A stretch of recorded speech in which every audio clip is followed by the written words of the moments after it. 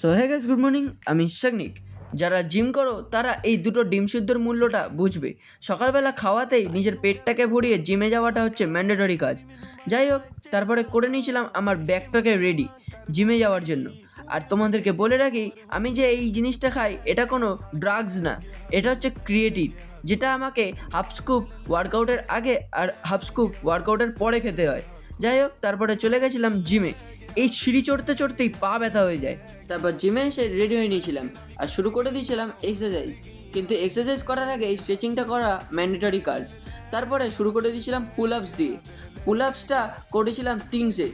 তারপরে এই ডাম্বেল রোয়িংটা করে নিয়েছিলাম। ডাম্বেল রোয়িং করার পরে এই সিটেড কাপ রোজটা করে নিয়েছিলাম।